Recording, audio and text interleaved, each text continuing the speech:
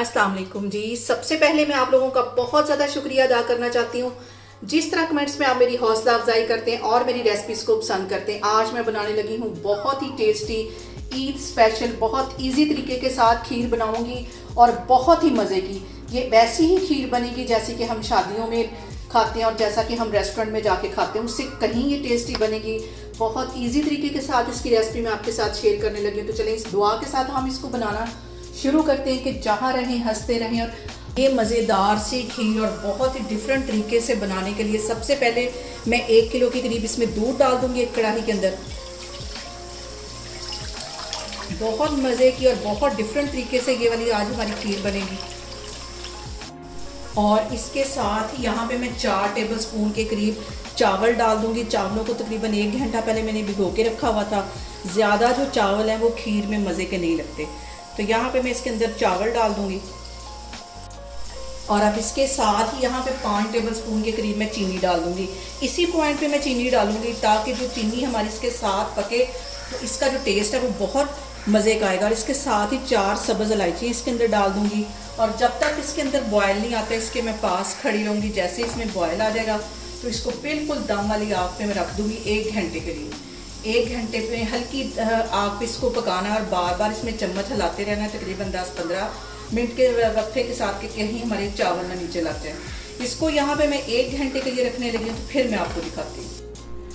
और यहाँ पे देखें जी दूध में बॉयल आना शुरू हो गया है। इसको मैं बिल्कुल दम वाली आग पे कवर करके रख दूँगी और तकरीबन 10-15 मिनट के बाद इसमें बार बार चम्मच हिलाती रहूँगी। और 1 घंटे के लिए इसको इसी आग पे पकाना है, हल्की आग पे। तो फिर मैं आपको 1 घंटे के बाद दिखाती हूँ। और यहाँ पे देखें जी खीर को पकते हुए तकरीबन 1 घंटा हो गया है। बिल्कुल हल्की आग पे मैंने रखी हुई थी, दम वाली आग पे। और इसके अंदर मैं बार बार चम्मच भी हिला रही थी 10-15 मिनट के वक्फे के साथ, ताकि ये जो हमारे चावल हैं वो नीचे ना लगे।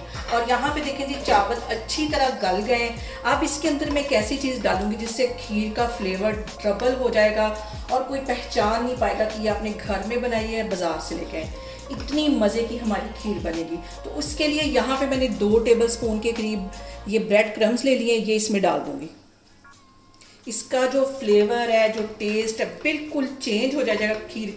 और ये डालने की वजह से जो खीर का टेस्ट है वो बिल्कुल चेंज हो जाएगा और खीर हमारी इतनी ही मज़े की बनेगी जैसा कि हम शादियों में खाते हैं या जैसे कि हम रेस्टोरेंट से लेके खाते हैं। और रेस्टोरेंट से बहुत महंगी ये खीर मिलती है। और अब इसके साथ ही तकरीबन 3 टेबलस्पून के करीब ये खोया है, ये इसमें चला जाएगा। और चीनी स्टार्ट में डालने की वजह से देखें खीर का कलर वैसा ही आया जैसा कि हम शादियों में खीर खाते हैं तो उसका जो कलर है वो हल्का हल्का ब्राउन होता है। अब यहाँ पे मैं फिर से खीर को करूँगी तकरीबन 10 मिनट के लिए बिल्कुल हल्की आग पे कवर, ताकि ये अच्छी तरह चावल मज़ीद गल जाए, खोए का फ्लेवर सारा हमारी खीर के अंदर आ जाए। तो फिर मैं आपको 10 मिनट के बाद दिखाती हूँ। और यहाँ पे जो सबसे अहम बात वो एक ही है कि आपने मेरी रेसिपीज़ बनाते वक्त घबराना नहीं है। बिना स्किप किए हुए आप मेरी वीडियोस देखें। और अगर अभी तक आपने मेरे चैनल को सब्सक्राइब नहीं किया तो प्लीज़ इसको सब्सक्राइब करें, क्योंकि मैं बहुत इजी डिशेस आपके साथ शेयर करती हूँ, बहुत आसानी से बन जाती हैं और घर में पड़ी हुई चीज़ों के साथ हम इसको बना सकते हैं। अब इसको यहाँ पे मैं करने लगी हूँ बिल्कुल हल्की आग पे, दम वाली आग पे। मैं इसको तकरीबन 10 मिनट कवर, तो फिर मैं आपको 10 मिनट के बाद दिखाती हूँ। और अब यहाँ खीर के ऊपर हम डालेंगे ज़्यादा सारे ड्राई फ्रूट ताकि हमारी जो ईद है उसका मज़ा दुबाला हो। बहुत ही टेस्टी और बहुत डिफरेंट तरीके के साथ मैंने इस खीर की रेसिपी आपके साथ शेयर की। आप लोगों ने इसको लाजमी ट्राई करना है।